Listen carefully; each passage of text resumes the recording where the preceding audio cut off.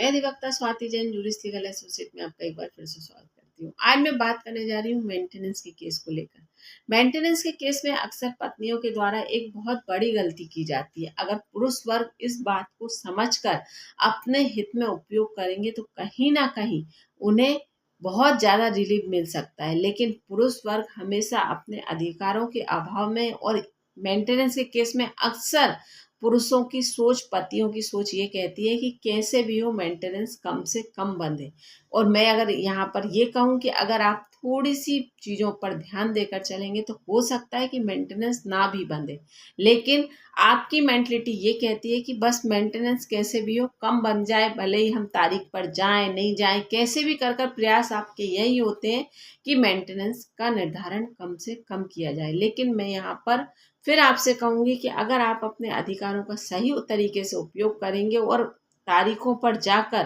पत्नी के द्वारा लगाए हुए आरोप या पत्नी के द्वारा दिए हुए एविडेंस उस पर गौर करेंगे तो आपको वहां से बेस्ट सोल्यूशन मिलेगा। लेकिन आप सबसे बड़ी गलती ये करते हैं कि आप वहां पर उपस्थित नहीं होते और आपके पूरे एफर्ट्स सिर्फ इस बात पर होते हैं कि मेंटेनेंस का निर्धारण कम से कम हो सके। आज हम इसी पर बात करेंगे। जानकारी पूरी पाने के लिए वीडियो में बने रहिए और अगर अभी तक आपने मेरे चैनल को सब्सक्राइब नहीं किया है तो मैं आपसे रिक्वेस्ट करूंगी कि मेरे चैनल को सब्सक्राइब कर लीजिए ताकि आने वाली वीडियो की नोटिफिकेशन आपको मिल सके। पति के द्वारा मेंटेनेंस ज़्यादा लेने के लिए पूरे एफर्ट्स लगाए जाते हैं कि जितना ज़्यादा से ज़्यादा हो सके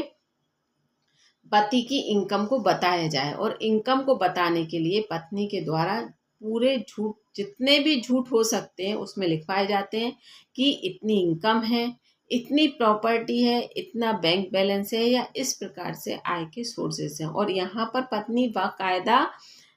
प्रूफ भी देती है, मतलब पूरी सत्यता के साथ ये बात को प्रूफ करने का भी प्रयास करती है कि नहीं इसकी इनकम इतनी है, इस वजह से, मतलब पूरे एविडेंसेस पत्नी के द्वारा इस प्रकार से दे दिए जाते हैं। अगर आप इस बात को समझें कि जहां पत्नी के द्वारा झूठे एविडेंसेस दिए जा रहे हैं वहां आप लीगल लैंग्वेज में अपने एडवोकेट का सहारा लेकर इस बात को प्रूफ करने का प्रयास करें, ऐसे एविडेंसेस जुटाएं कि नहीं पत्नी के द्वारा जो ये बात कही जा रही है ये पूर्णतः गलत है। और यहाँ पर आपको BNSS की धारा 379 के तहत इस पर अगर आप भी लगा देते हैं तो ये केस मात्र 6 माह में खत्म होगा और पत्नी के ऊपर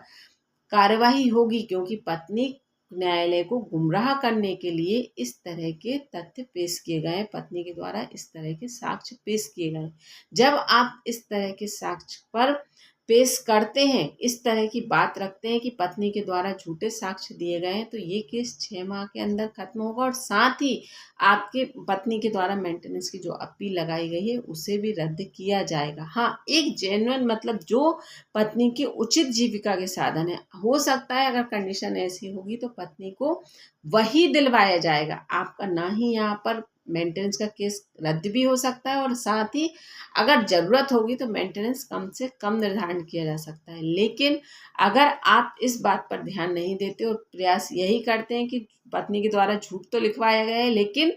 हम कम मेंटेनेंस का प्रयास करें, कम मेंटेनेंस देना पड़े, तो आप पूरे प्रयास उस तरफ करते हैं। बल्कि यहाँ पर अगर आप इस तरह से भारतीय न्याय सुरक्षा संहिता की धारा 379 का सहारा लेकर काम करेंगे तो हो सकता है कि मेंटेनेंस का निर्धारण हो ही ना, क्योंकि पत्नी के द्वारा सीधा सीधा पत्नी न्यायालय को गुमराह कर रही है, जो कि किसी भी प्रकार से उचित नहीं है और यहाँ पर पत्नी के ऊपर कार्रवाई हो सकती है। तो आप यहाँ पर ऐसा कोई भी कार्य पत्नी के द्वारा किया जाता है तो आपको उचित कदम उठाकर अपने अधिकारों का उपयोग करना चाहिए, तो आपको 101% रिलीफ मिलेगा। धन्यवाद।